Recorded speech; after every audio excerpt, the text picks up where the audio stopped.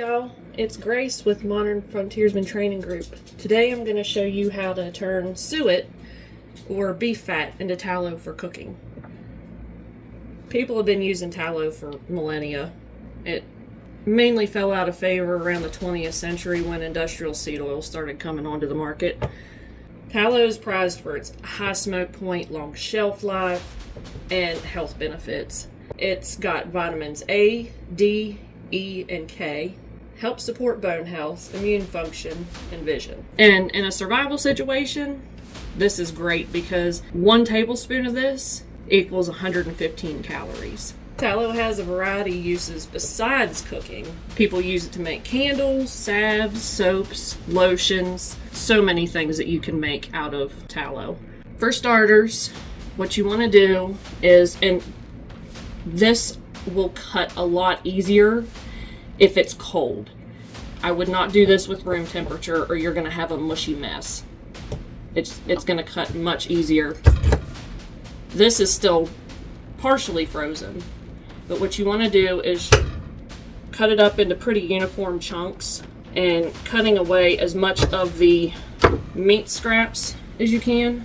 A lot of that stuff will basically wind up falling to the bottom of the pot. You don't want to throw this away if you have chickens because chickens will actually eat this, so we're going to set that to the side. But yeah, you just want to cut it up in kind of uniform sized chunks so that it all renders down evenly and you don't have some that take longer to melt down than others, because then you run the risk of the smaller pieces burning, and you don't want to burn your tallow because that will have an off flavor. And just add that to your crock pot as you cut it up.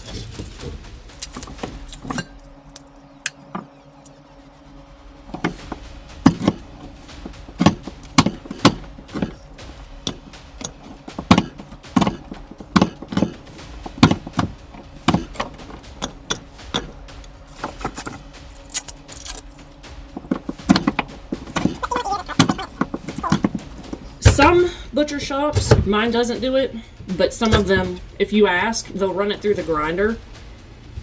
So you can skip this step and it'll render down a lot quicker.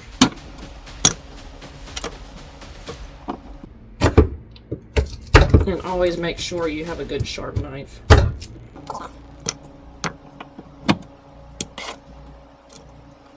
I've got all the tallow cut up and in the crock pot. And from there,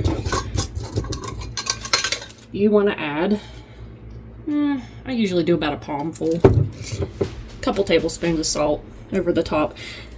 You want to use a good high quality salt, ones that don't have like caking agents in them or anti-caking agents. You want to use, I'm using Redmond real salt, but that salt helps to draw the impurities out. And then to that you want to add, since we're doing the wet render method, about 7 to 8 cups of water, just so we don't burn the tallow and so those impurities have somewhere to go.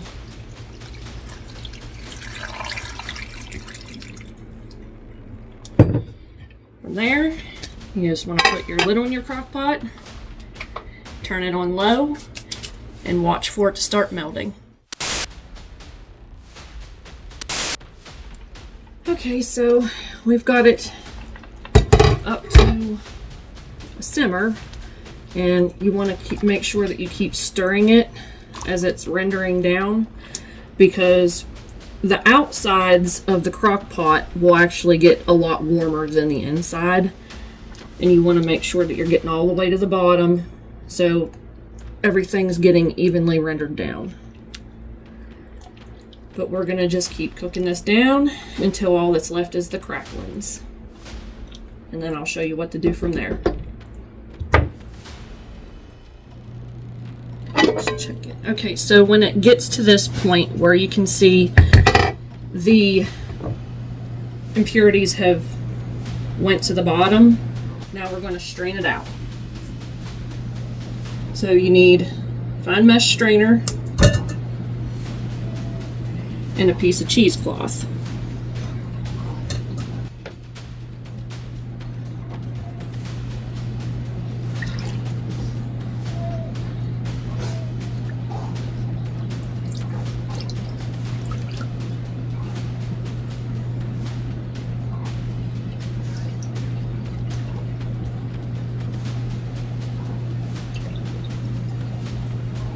Okay, so got it all strained out, and it had to go in 2 bowls because there was so much of it.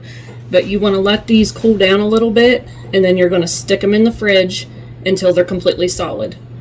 Okay, so it took a couple of hours for it to chill completely, but it's completely solid.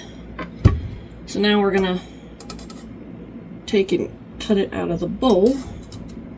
Do this step carefully. We're just going to cut down the middle.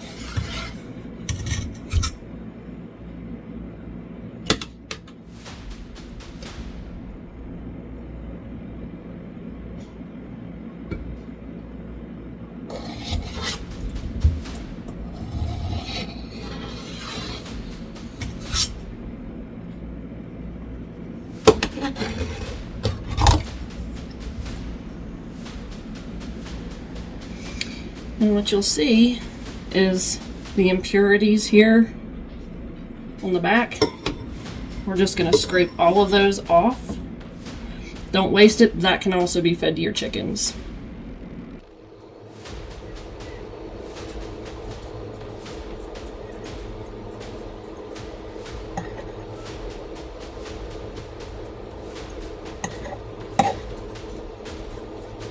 You just want to scrape it until you get that nice white color on both sides. Make sure you got all the impurities scraped out of there. Toss your piece back in the crock pot. Melt it down. I'm going to finish working on this, and then I'll bring you right back. So you can see here all of the impurities go to the bottom. You want to discard that. I highly recommend you do not put it down your drain because it's a lot of fat. That will definitely cause plumbing issues. So what we're going to do is we're going to repeat the steps like we did before. Putting salt in.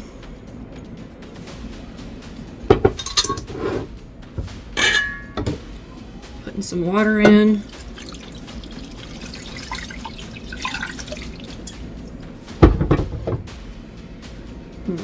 Put the cover on it, turn it back on low, and let it go for a second time. Okay, so we brought it up to a simmer, and we're going to let this simmer on low still for an hour. And then we're going to let it cool down. We're going to put it back into the bowls, the clean bowls, and then let it cool on the counter and put it back in the fridge. Alright, so these have been in the fridge, and again, they're all set up.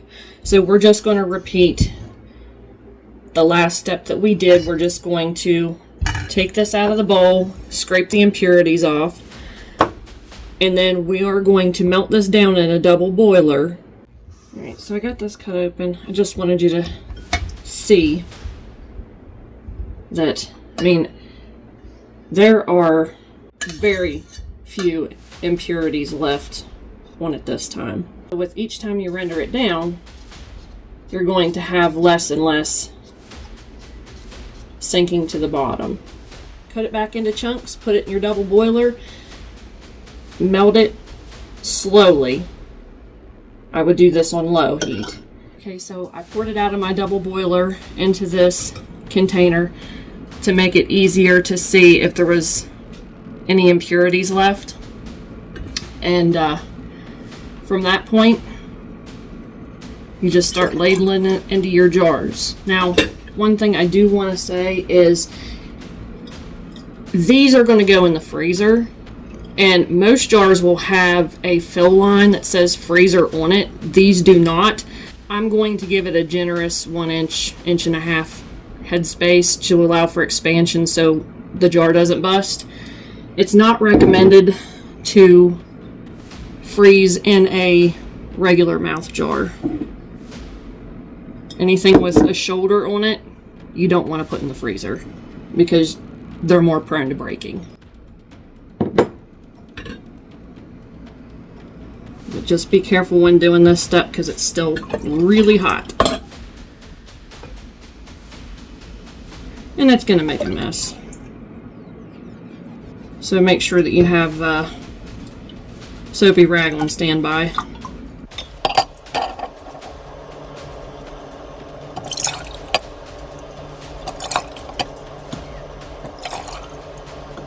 These will actually keep on the shelf, but this is one of my more long-term cooking fats, so this batch is going in the freezer. I do have some on the shelf already that I need to rotate through before using these.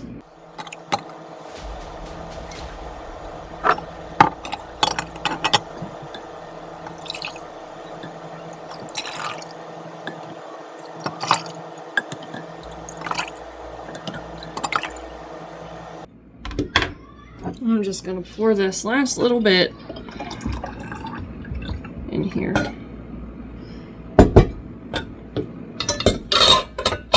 Next thing you want to do is have your lids. Make sure there's no debris.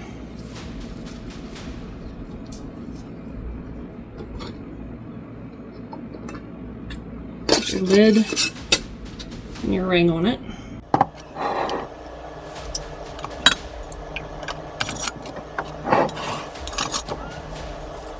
I always like to take a wet rag with soap on it and kind of go over these just to keep things tidy. Let these sit out on your counter until they're cooled, and then they can be placed in your freezer, in your fridge, or they can be kept on the countertop. Try not to keep it near a heat source because they'll spoil faster.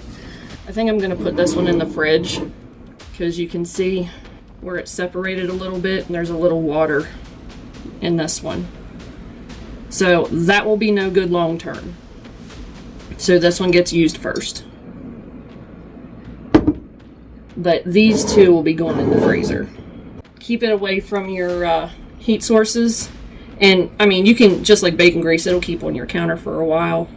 Well, that's going to wrap it up for this video. Hope you found this info useful and it encouraged you to give it a try. You can find my channel link down in the description of this video. Stay tuned for more great content on the MFTG channel as well.